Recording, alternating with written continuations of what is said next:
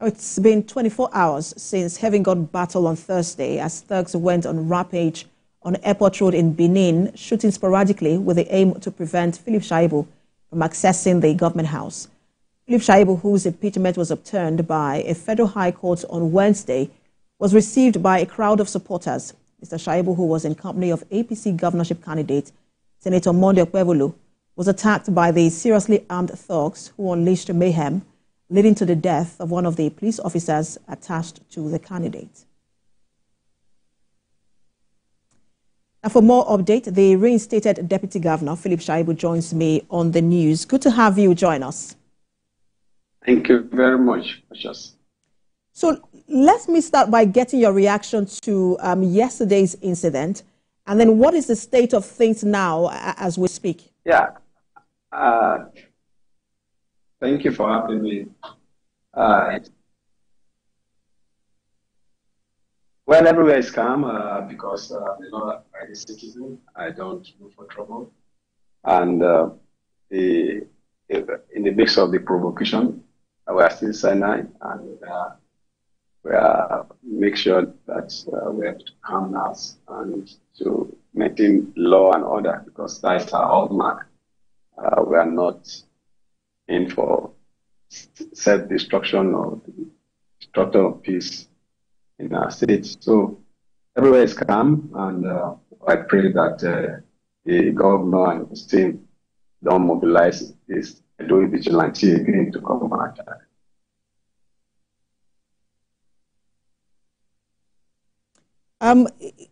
Mr. Shaibu, just an audio challenge from you there. I'm guessing it's network. But I also wanted to ask you, because while some people are supporting you and just sympathizing and empathizing with what happened yesterday, there are those who are also criticizing you for what you did, saying that you cannot insist that you are the deputy governor of the state and try to gain access to the government house with a stay of execution filed by the state government and the House of Assembly. Yeah, whoever is saying that it's not a breach law, and it's subject to his opinion because when you are not informed, you are informed, and when you don't understand, you speak with the level of your understanding. So I am a law-abiding citizen, and I remain law-abiding. I hate oppression, and my task on earth is to fight oppression and make sure that we're able to live in harmony. And anywhere, any oppression, there is ugly head.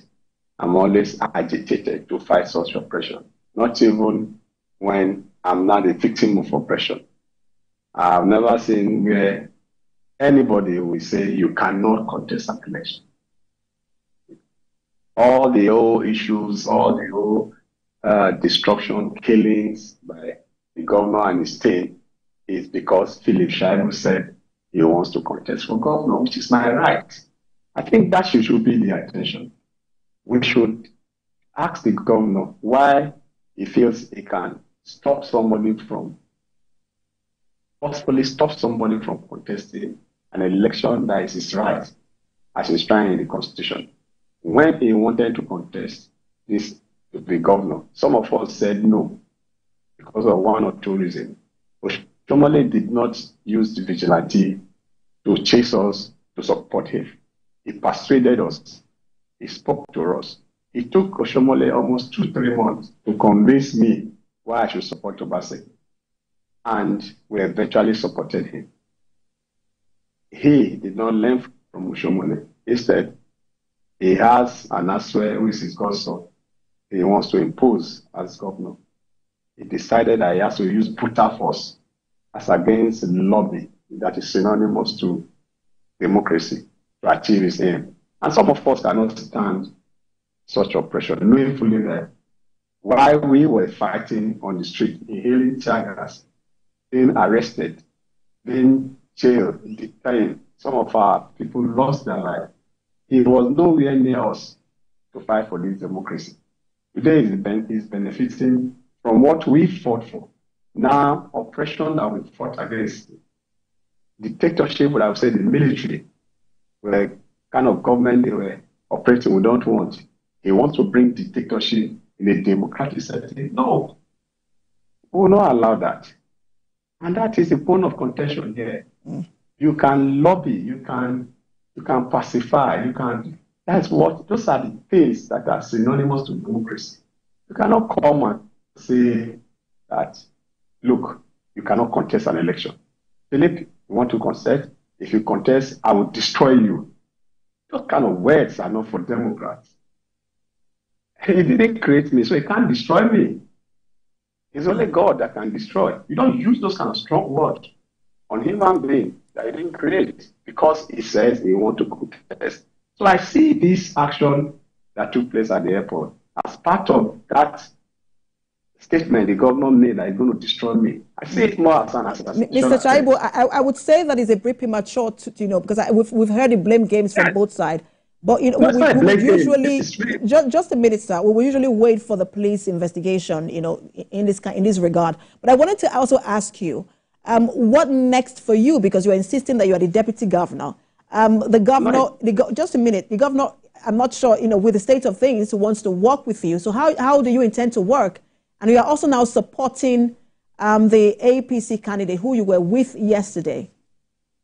I'm not insisting that I am deputy governor. I am deputy governor. They are the ones fighting for legitimacy for my boy from Labour that he brought in. I am not fighting for legitimacy. I was elected deputy governor of Edo State. So I'm not fighting for legitimacy. The court has said there was never a vacancy. So they are the one fighting for legitimacy. They are the one pursuing chief. It's not me. So when you use the word, I'm insisting, I'm not insisting. Say, I've destroyed that office. You have to manage that. Say, I've destroyed that office. You have to manage that. How can the governor say, I've destroyed an institution of the office of the deputy governor? Because Mr. Shaibu, I'm afraid I do have to leave it there. I know that there are two court cases, one in your favor, one not in your favor. We're watching how all of this will play out in Edo State, hopefully for the good of the people of the state. Thank you so much for your time. The reinstated Deputy Governor of Edo State, Philip Shaibu. Thank you so much for having me. All right, let's turn to other stories. The federal government has unveiled a comprehensive strategy to lead Africa's digital trade revolution within the framework of the African Continental Free Trade Agreement. The strategy is part of the renewed hope agenda of President Bola Tinubu's administration to harness trade as a catalyst for